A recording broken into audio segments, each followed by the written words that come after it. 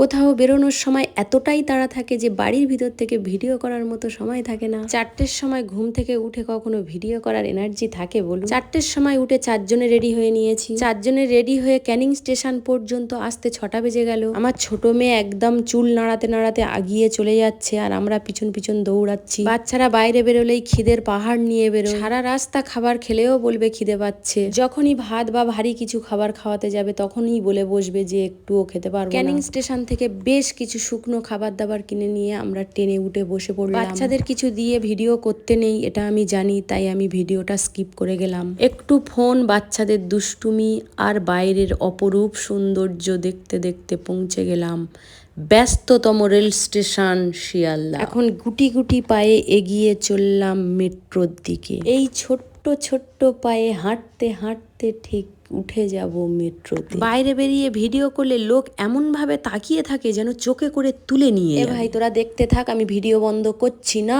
করব না। আপনারা কেউ আমাকে চেনেন না, আমিও আপনাদেরকে চিনি না, তাই ভিডিও চলছে। ভিডিও বানাতে বানাতে লিফটে উঠে পড়লাম সবাই মিলে। আমাদের ব্যাগ বওয়ার লোকটা কিন্তু দারুণ হয়েছে। যেখানেই যাই আমরা কেউ একটাও ব্যাগ নেই না, সব আমাদের সোনামোনা নিয়ে যায়। টিকিট কাউন্টারে আমার ছোট মেয়ে আর আমার সোনামোনা গেছে টিকিট কাটতে। আমার ছোট মেয়ে কিন্তু একা একা টিকিট কাটা শিখে গেছে। এখন যেখানেই আমরা যাই বেশিরভাগ টিকিট কাউন্টার থেকে টিকিট কাটে আমার ছোট মেয়ে। বড় মেয়ে শিখতে চায় না, দরকার নেই, তাই দুজনে দাঁড়িয়ে একটু ভিডিও করলাম, ফটোশুট করলাম এখানে। তারপর টিকিট নিয়ে ব্যাগ চেকিং করে চলে এলাম। আগে মেট্রোর টিকিট ছিল কয়েন, দেরি হতো না, এখন করে আবার স্ক্যানার দিয়েছে, প্রচুর দেরি হয়, তাই না? তবে প্রথম প্রথম অসুবিধা হয়েছিল, এখন একেবারে ঠিক হয়ে গেছে। আমার প্রবলেমটা তো আমি জানালাম, অনেকেরই প্রবলেম হয় কিন্তু তারা স্বীকার করতে চায় না। ঠিক বললাম তো? লিফটটা খালি দেখে ভেবেছিলাম দুটো একটা ভিডিও করব। আমার বর যেভাবে চোখ পাকাচ্ছিল দেখে আমি ভয়ে জড়সড় হয়ে গেছি। চাইলে অনেকগুলো ভিডিও করতে পারতাম কিন্তু আমার বর ভিডিও করতে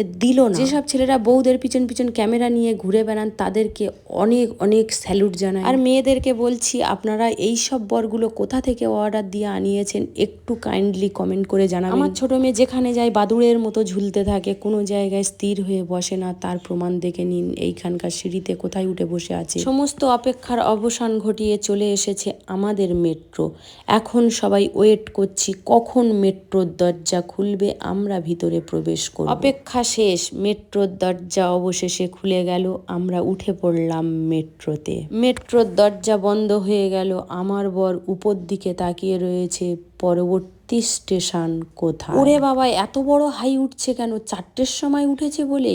4টের সময় মানে তো সকাল। আমরা রোজ 4টের সময় উঠি, এত বড় হাই ওঠে না। মেয়েদের স্কুলে পাঠাতে হবে, টিফিন বানাতে হবে, সংসারের কাজ করতে হবে, এই টেনশনে হাই কোথায় পালিয়ে যায়। গল্প করতে করতে পৌঁছে গেলাম হাওড়া স্টেশন। হাওড়াতে এর আগে অনেকবার এসেছি, জাস্ট এক জায়গা থেকে ট্রেন ধরেছি চলে গেছি। হাওড়া স্টেশন সম্বন্ধে কোনো ধারণা ছিল না, স্টেশনটা কত বড়, কত দিকে স্টেশন আছে কিচ্ছু জানতাম না। এখন হা করে বোর্ডের দিকে তাকিয়ে সবাই দাঁড়িয়ে আছি কত নাম্বারে আমাদের ট্রেন দিয়েছে। দাঁড়িয়ে দাঁড়িয়ে তো মেয়ে দুটো অসহ্য করে দিচ্ছিল, বিশেষ করে ছোট মেয়েটা এত রেগে যাচ্ছিল ধারণার বাইরে। শেষ পর্যন্ত জেনে গেলাম আমাদের ট্রেন দিয়েছে 23 নাম্বারে। 23 নাম্বারের স্টেশনটা এত দূরে বাইরের দিকে আমরা জানতাম না। 23 নম্বর স্টেশন খোঁজার উদ্দেশ্যে সমস্ত হাওড়া স্টেশনটা আমার ঘোরা হয়ে গেল। এটা আমার কাছে অনেক বড় একটা ট্যুর বলতে পারে। সবার সবকিছু জানা থাকবে, চেনা থাকবে তার কোনো মানে নেই। আমার জানা ছিল না, চেনা ছিল না, আমি সবটুকু জেনে গেলাম, চিনে গেলাম। অনেক গুলিয়ে গুলিয়ে ঘুরে ঘুরে ঘুরে ঘুরে শেষ পর্যন্ত পৌঁছে গেলাম 23 নম্বর স্টেশনে। এই যে দাঁড়িয়ে আছে বন্দে ভারত ট্রেন, আমাদের আজকের জার্নিটা বন্দে ভারতে। ফার্স্ট টাইম বন্দে ভারত যাচ্ছি বলে কথা, এখানে প্রচুর ভিডিও করে নিয়েছি, ফটো তুলে নিয়েছি। অনেক দিনের আশা ছিল একবার বন্দে ভারতে উঠবো। আমার বর বলল চলো আজকে তোমাদের বন্দে ভারতে নিয়ে যাবো। এইরকম একটা বর পেলে আর কি চাই বলুন। এখন অনেকে হয়তো ভাববে বরের টাকা আছে তাই বর ভালো। না গো, আমার বরের কোটি কোটি টাকা নেই, কিন্তু একটা অনেক বড় মন আছে। ও আমাদেরকে নিয়ে ঘুরতে ভালোবাসে, আনন্দে থাকতে ভালোবাসে, তবে সেটা অল্প টাকার মধ্যে, কোটি কোটি টাকার মধ্যে নয় গো। ওসব কথা থাকে, যে যাই ভাবে ভাবুক গে। ট্রেনে উঠে বসেছি আর প্রচন্ড পরিমাণে ঝড় বৃষ্টি শুরু হয়ে গেছে। ট্রেনের মধ্যে বসে ঝড় বৃষ্টির দৃশ্য দেখতে জাস্ট ওয়াও লাগে। ঝড় বৃষ্টি মাথায় নিয়ে হাওড়া স্টেশন থেকে বেরিয়ে পড়েছে আমাদের ট্রেন।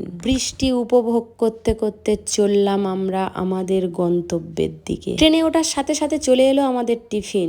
যদি কোটি কোটি টাকা থাকতো সারা বছর ঘুরে বেড়াতাম আর এইরকম মুখের সামনে খাবারটা চলে আসতো। এই জন্য ভগবান আমাকে টাকা দেয়নি। ভগবানও বুঝে গেছে যে একে টাকা দিলে সব শেষ করে দেবে, একে দেওয়া যাবে। যাই হোক, ভগবান যেটুকু দিয়েছেন এতেই আমরা খুব সন্তুষ্ট আছি, এর থেকে বেশি দরকার নেই। মেয়েদের কোথাও গেলে শান্তি নেই, দেখুন ট্রেনের মধ্যেও চা বানাচ্ছে। আজকের ভিডিওটা এই পর্যন্ত, সবাই ভালো থাকবেন, টাটা বাই বাই। কেমন লাগলো ভিডিওটা অবশ্যই জানাতে ভুলবেন না।